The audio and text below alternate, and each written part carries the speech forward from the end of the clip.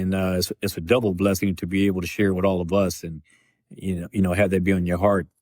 And so thank you for sharing that, Sister Shine. I really appreciate that. Thank you very much. So in verse 24, we come to verse 24 through verse 26. Job says, "Howbeit he will not stretch his hand to the grave, though they cry in his destruction. Did not I weep for him that was in trouble? Was not my soul grieved for the poor? When I looked for good, then evil came unto me. And when I waited for light, there came darkness." Now, you see Job continuing, as I brought up earlier. He's this language. He's really hitting the outskirts. He's really getting there. So he's speaking about how he exhibited compassion in his past, in recent time. He's talking about how he was compassionate. Now, when I read this, it's hard to escape the possibility in his mind that he's wondering how he was able to be compassionate, but now he's not seeing that same compassionate being reciprocated to him from God. And this is what it sounds like. And this is all dealing with the internal aspects of a man. And so it's hard for us to know Job's mind other than by what he is saying. And so there are many conclusions that we can come to about this. But Job is wondering why this is happening to him. I think he believes that he can understand why it might happen to others. But I think he's conflicted with wondering why this is happening to him. And he's having to reconcile with this. So he's talking about how he has showed kindness to others who were in distress, grieving for them, and helping them, like he talked about in the previous verses.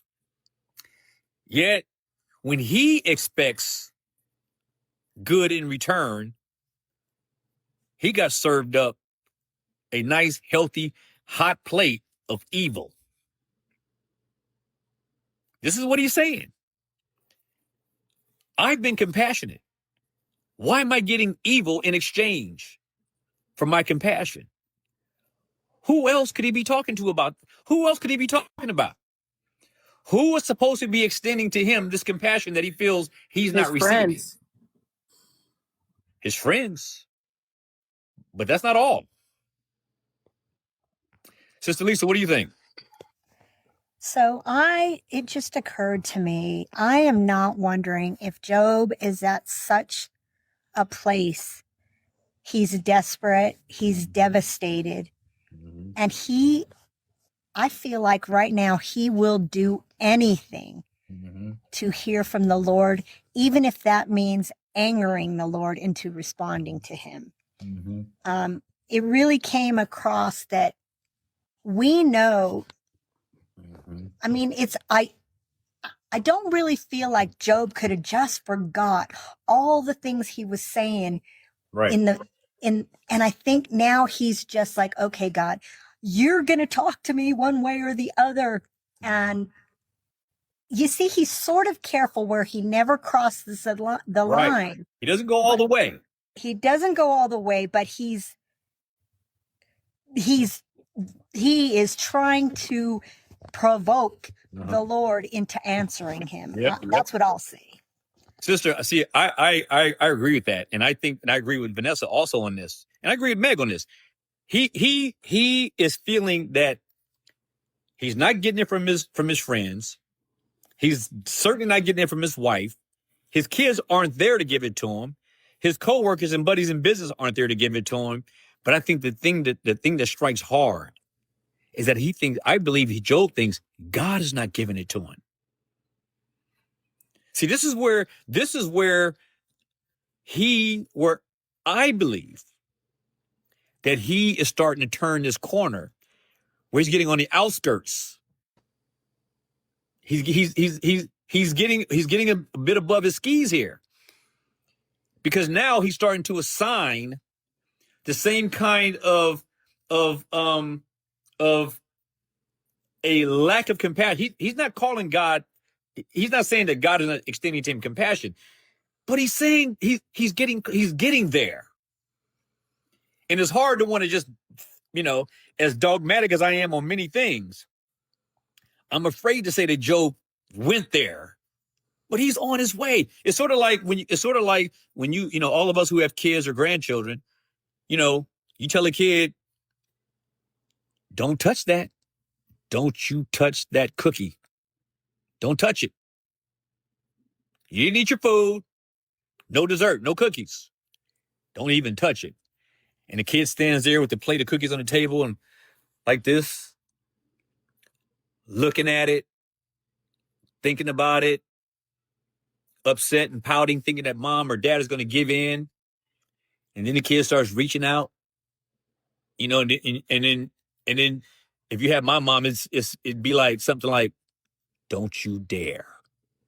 And the kid is like, a little bit more, that's where Job, that's what I think Job is at. He's like, God is like, don't go there. Don't go there. We've all experienced this. When you're about to get into something that you know is not good for your soul. It's not good. But you're thinking, this is where I think Job is at. He's out there, he's on the outskirts. He's dancing around it. He's dancing around it. And that's a scary place to be. And we all have done this to some degree. Meg, did I skip you? Did I miss you? Yeah. All right, go ahead.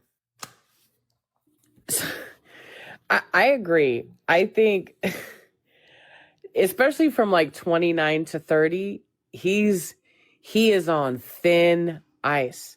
Yes. And like, but the other thing is that I think that even though when his friends spoke to him, right, when they made a case for him, basically, it was what is it, Eleazar, right, that did that and made that case to accuse him of being wicked.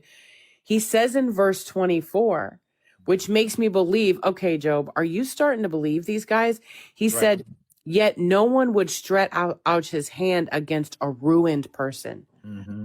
Some of this stuff may start to be coming in, and he is. When he cries out to help for him, how many times I've like, let's say you've been sick and it's going really bad and you're praying to the Lord, Heavenly Father, please just help me in this moment. And you have prayed for people who have been sick, and you have helped the needy or the poor. And here you are financially in loss right now. But on the other end, you've prayed for these people. Anytime anybody needed you, I see where he's saying, it's just like, what do I do? And thinking that the heart that you had for people would be the same heart that's coming back to you. Right. And that is rough. See, sister, what it seems like Job is doing, because if you read these verses here, just these verses that we've read tonight so far, which hasn't been that many, about 6 or 7 verses, it's almost like he's saying, no, I don't want this to come off irreverent, because it's not true, but I'm telling you what it seems like, it feels like, kind of like, which is like he's going like, if I can be compassionate to the lowly, Lord, why can't you be compassionate to me in this low estate? You see what I'm saying? It's like he is sort of like in this area where it's like, you, like I've already said, but this is the vibe I'm getting. He's now trying to draw a comparison between him and the Lord. And like Floyd says, he's just being honest. He is. And like Dave says, it's a normal response. It is, but it's In any other scenario, it's a near death response, a near deadly response. But it's also our human understanding. Yes. That is what it is. It is our understanding. That's right. The Lord says, my thoughts are not your thoughts. My ways are higher than your ways. So when you think you have a thought that is you, it's not. It's higher than the Lord's. When you think you have a way, what does the word of God say? There's a way that seems right to a man, but its end leads to death. So anything that you think is wrong. Like that's what the crazy part of the whole thing is for me. Right. Sister Mariah, and then Rodney. Yeah, I just I had put in the comments that he's misapplying, and it almost seems like he's doing the same thing that his friends were doing to him to God, and not accurately applying what is going on and whose hand is really at play here. Right. Sister, I think you nailed it right there. I think you nailed it.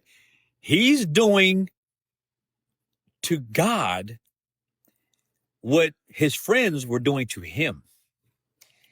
And I think that's a really astute assessment. This is what's happening here. You know, and it hasn't gone to the extreme, but I think that this is a good chapter to reflect on when we get to the later chapter, when God goes in there and says, he goes, Job, who do you think you are? Because that's what God is saying when he says, who is this that darkens counsel with words without knowledge? He's telling Job, who do you think you are? Who do you think you're speaking for? Do you think that I don't hear what you're saying?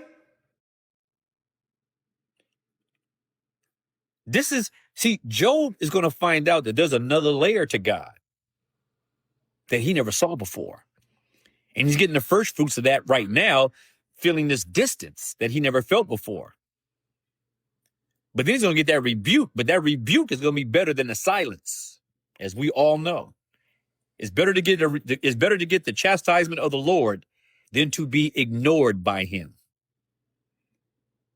This is a good lesson, because we're seeing what happens when the sun pulls away from the earth. Things start to freeze.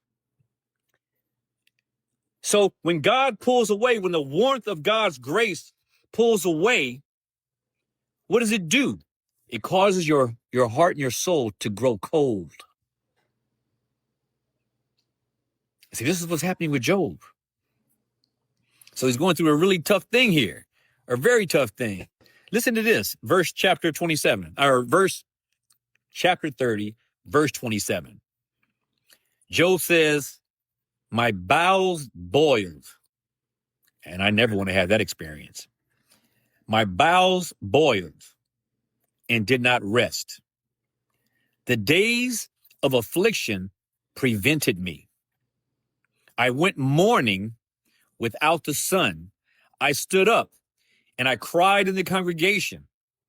I am a brother to dragons and a companion to owls. My skin is black upon me, and my bones are burned with heat. My harp also is turned into mourning, and my organ into the voice of them that weep. So this is the last of chapter 30. And Job is expressing deep, deep sorrow here. Deep sorrow here. And he's saying that from the inward point of view, from the inward person, he is he's not having any rest at all. He's finding no comfort. Like Vanessa says, he's mourning for himself. He's mourning for himself. And he's doing so even in public view. Even in public view, he's doing this. And so he compares himself to desolate creatures that dwell in open fields and with loneliness and in ruin. He compares himself to this. and his physical suffering continues, and all of his former joy has turned him into what he's into right now. One who is fraught with lamentation, one that is fraught with a mournful situation. And he gets to the point where he even says, and you know how this is, where he even says, he talks about his harp is turned into mourning, his organ to the voice of them that weep. In other words, he is not even enjoying music anymore. If there's one thing that probably every single human being on the earth enjoys, is music. We're not talking about the genres, we're not talking about how bad it is, but generally speaking, I don't think I've ever met a person who doesn't like music. Everybody. And who loves to turn it on. So what Job is feeling is that the music that once brought him gladness, that once brought joy to his soul, has become sorrowful and causes him to weep. And so you get this picture that has been now completed, that's painted and completed, of a total reversal from what Job used to be, from the man he used to be. Now, let me back up for a second. Now, in this verse, just by way of trivia, if we want to call it that, but I don't like to call anything in the Bible trivia. But with this passage here, Job has not Job, the Mormons have a problem. Does anybody know what the problem that Mormons have? Based on what this verse is saying, these verses here. Anybody? Tell us, I don't know Don. anything about Mormons. Nope. Oh, okay. That's interesting. So let me put it to you this way. Well, I'm going to put it to you the only way that it is. That's right, Kaz. His skin being black upon him. If you know anything about the Mormon religion, black people are cursed. We weren't always black. Blackness was a curse. And they believed that the mark that God put upon Cain was blackness. That's a good old Brigham Young doctrine right there. You're bringing out some old stuff right there. That's old school Mormonism. That's old, yeah. But see, they got revolving theology, and so this is what they believe: black people are the result of being white, and we're cursed with blackness, and that's what happened with Cain. That God turned him black. So here's the problem. So what's the problem with this verse here? Anybody? Nobody? Come on. If the Mormons think that and believe that, what's the problem in this verse? Are you saying verse 26? No, it's what is it? Verse 30? 29, I think. My skin blackens and flakes off, and my bones burn with fever. Yeah. Well, see, here's the thing. If Job is saying that my skin is black upon me, like people have taken this to mean,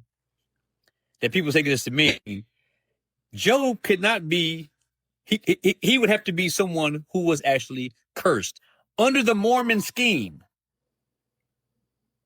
If you're a Mormon, exactly. I see what you're saying. All right. I can articulate it. Yeah.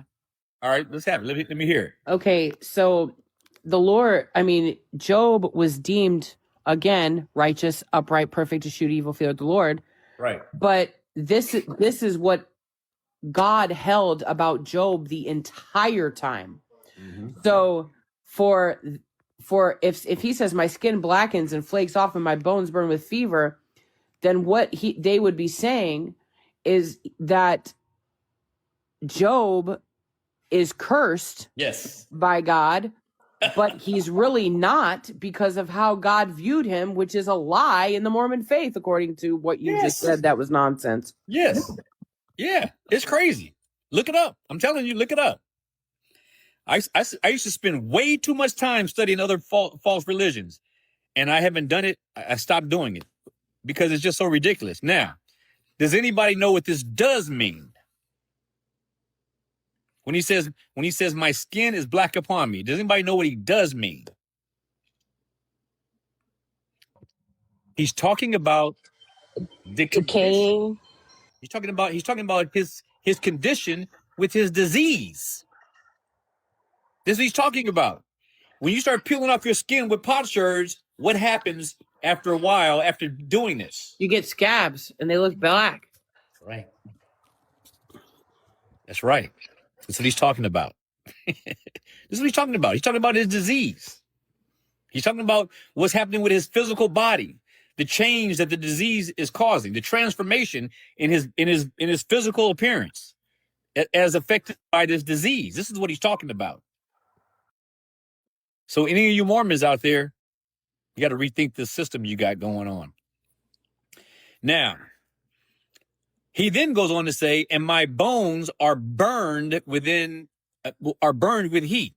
What does he mean? What is he talking about? My bones are burned with heat. Anybody? What is he talking about?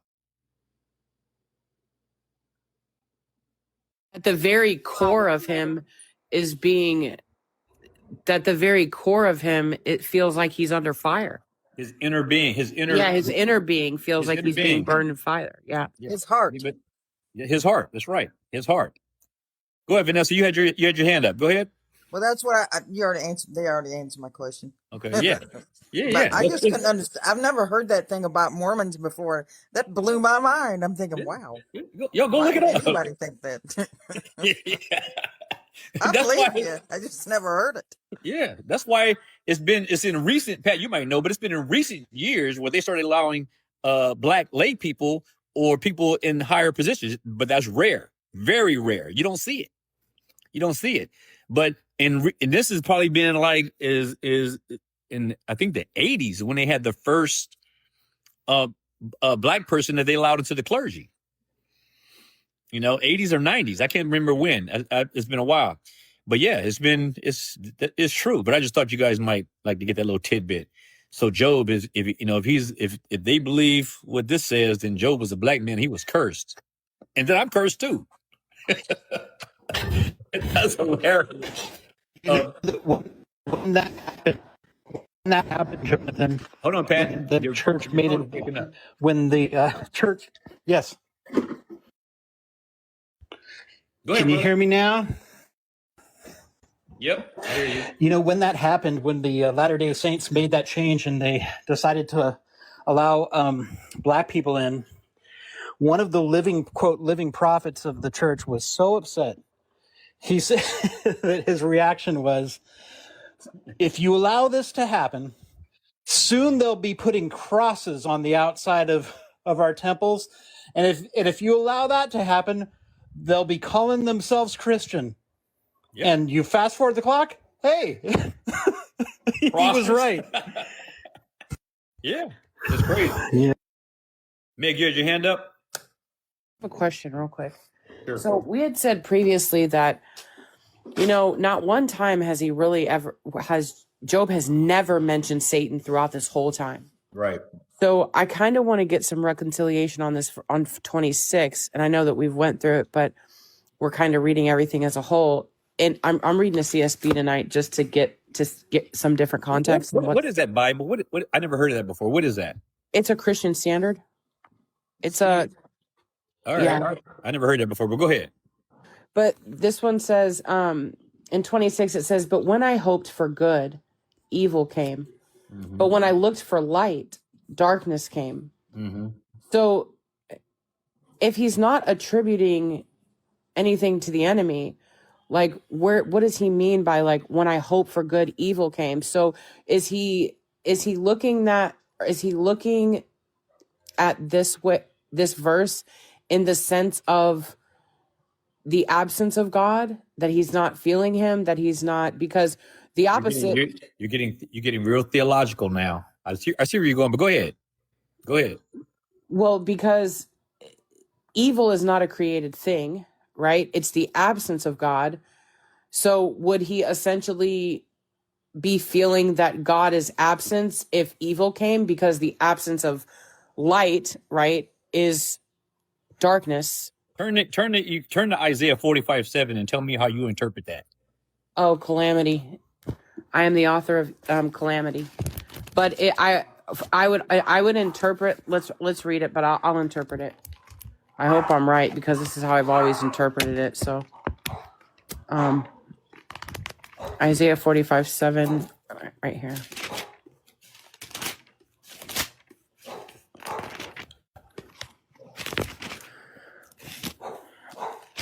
So Isaiah 45:7 is, I form light and create darkness. I make, well, I know what my KJV says. It says, I create, this one says, I make success and create disaster. I am the Lord that do all these things. But in the KJV, it says that he creates calamity and evil, right? Yeah. So now, hold on 1 second. One more verse. You don't have to turn to it, but you probably remember that because it's in the book of Job. What did Job tell his wife? when she told him to curse God and die, what did he tell her? Should we not take the good with the bad Yeah. or the evil? That's right. Okay. So I would just say God doesn't create moral evil. But we're not even talking about that. Yes, we're not even dealing with that theological thing. So Yeah. what I'm trying to say is, but what we have heard Job say, and I'll let you answer. What we have heard Job say over and over again is understanding the sovereignty of God, which we went over many times, and how Job understands that all these things come from God's hands, and that takes into account how he uses Satan as well. And we know how he used it. Like you were saying, you were getting theological. You were saying using the absence of like light is darkness. Then you associated that with evil, which is the absence with God. But was it? When you look at what happened up in the heavens, is that what happened? Was there an absence of light that caused this, or is it something different? So go ahead and address your situation. I want to give you some backdrop to help feed into your response. No, but what did happen was that Satan asked God to put his hand on him, and God said, nope. All that he has is in your hand. I know, but go back to what you started off saying in the beginning. I don't want to take too long on this, but just what Okay. In other words, what was your original point to be made here? I wanted to know, like, my question inadvertently was, but when I hoped for good, evil came. When I looked for light, darkness came. So if evil came and he's not accusing the enemy, then he is saying that it came from the Lord. Yeah, that's what he's saying. Correct. Yes.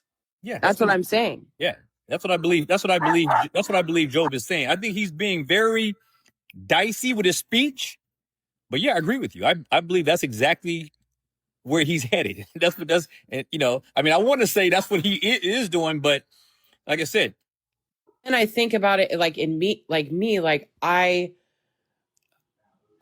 just couldn't say that anything evil. You know what I mean? Like, you're caught up with the way men see things. You're right.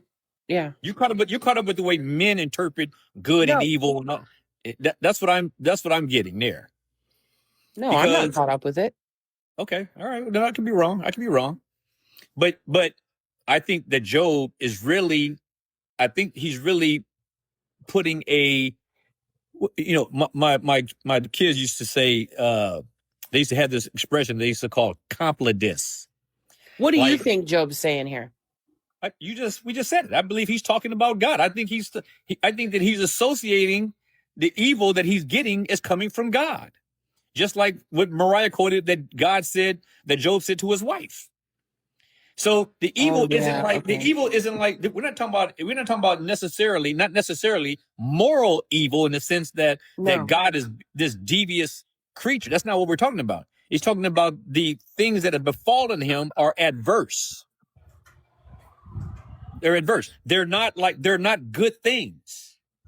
So, so when we look at it this way, you understand things a lot different, because what he's dealing with is he's talking about the adversity, the calamity, the chaotic situation that has plagued his life.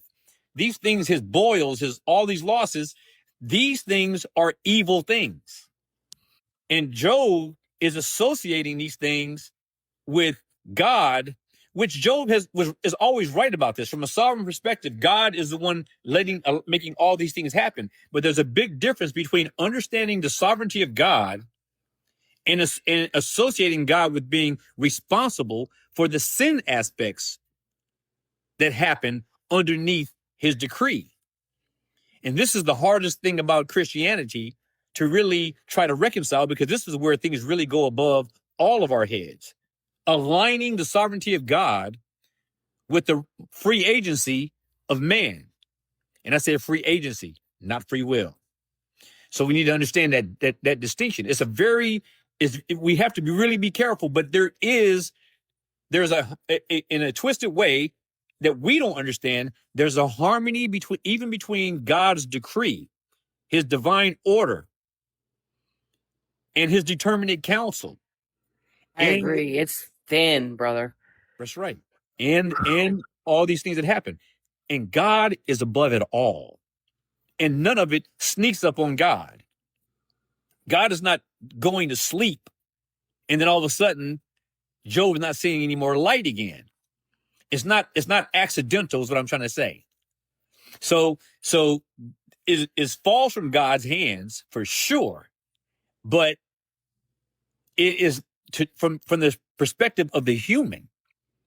It is adverse. It is calamitous. It is evil. Evil in the sense that these are not good things. And I think that's what he's dealing with. I think that's what he's dealing with. That's a good question, actually. Very good question. So, where was I? Yeah. So Job, he likens himself to these, like I said, these creatures. He says, I'm a brother to dragons and a companion to owls. So he's, and I know I'm going out of order, but now he's saying that he's being treated. He's speaking about how he's treated. He's treated like a brother to dragons, and I'm unclear as to what dragons are, and many different people in the theological world. You know darn well it's dinosaurs. Just say it. Whatever these dragons are, for sure. But in fact, Pat, did you have your hand up, by the way? Yeah, you did. Go ahead, brother. I was going to talk to Meg about the different way Do it. Evil can be used in the Bible. Okay, all right. I'm ready. So Meg, there's the decretive will of God. Like God has willed evil, and he does it for a good purpose, right? But there's a different sense in which you can talk about the will of God and things like evil, which is known as not dispensation, but dispositional will. And so that's the sense in which, like, for instance, you would say God hates suffering because there's no suffering in him. He's a God of healing, right? Yet he has ordained that we would live in a world with suffering. Do you get that? You see that there's a difference between his decretive will? Yes. And so there's a sense in which bad things that happen to you can be spoke of as evil, even though God has a purpose in it, right? Like, for instance, certain the wicked are ordained for the what? Some translations say the day of wrath. Some say the day of evil. Yes, I see what you're Do you saying. see that? Yeah, Even though it's a day of righteous judgment, it can still be, the word evil can still be used. Are you seeing that? Yes, because remember when we were having the conversation the other night about purposeless evil. Now that is true evil, right? Well, in the sense that Pat and I were talking about the other night. Like, if there was purposeless, that's wild. And that's what he said, but it's not. None of it is. It's all purposeful, everything. When we talk about sinful evil, you're talking about what some would refer to as moral turpitude. God, in other words, that there is a evil intent, that there is evil motive, that there is evil in God. And this is what people who don't understand the sovereignty of God. And so when they can't reconcile the sovereignty of God, like Pat was talking about, you got the decorative will of God, and then you have the will of man. Explain the decorative will so everybody can understand. The decorative will is what God has ordained. Like when he talks about, like even when he talks about our salvation being predestined, that is his decorative will. Decorative as in decree. Right. He decreed. It's decree. What God has decreed is his decorative will. Does that make sense? What he's decreed, that's his decorative will. And what people get confused about from a theological standpoint is when they misconstrue God's decorative will from his will of precept or his preceptive will. So when I say preceptive, what does preceptive come from? What does it sound like? His will of what? Perceiving things. No, not perceiving. Not perceiving. A medical prescription. No, not prescription. Precept. Not prescript. Precept. Purposeful will. His precept, his will of precept. So what is the number one example in the Bible of God's will of precept? Anybody? The Lord Jesus Christ. No. Don't eat of the tree. You're getting there. Commandments. His commandments. His commandments. Obey my law and you shall live. His law is his will of precept. Salvation, the decree to be saved, goes outside of the ability to obey God's will of precept. You have people always quote Isaiah all the time when he says line upon line, precept upon precept. Right? Remember that? Everybody heard that before? Yes. Precept. His preceptive will. This is what God commands that we do. That's his will of precept.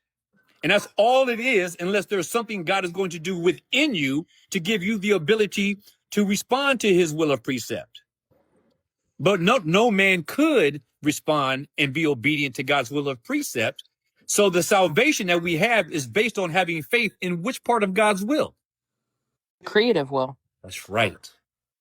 His decorative will. And Jonathan, isn't it fair to say that most works-based religions, they see God's perceptive will, right, and they say, well, if he commands you to do something, you'll hear this all the time, it implies an ability to do it. Why would God command you to do anything, right. That's right, be ye perfect, unless you could? We hear that all the time, right, from the works-based people, and it's a misunderstanding of that. That's right. But see, and Pat, you're right. And what they do is they're like, it's funny how they just dismiss. They don't even talk about God's decorative will. All they operate from is God's will of precept, which no man can do. What did Christ do? Sister Lisa, what did Christ do with respect to what we're talking about? What did he do? He obeyed what? He obeys his Father. I mean, he obeys the will of God. He obeys which will of God? Oh, the words are like I know, Jonathan. but I want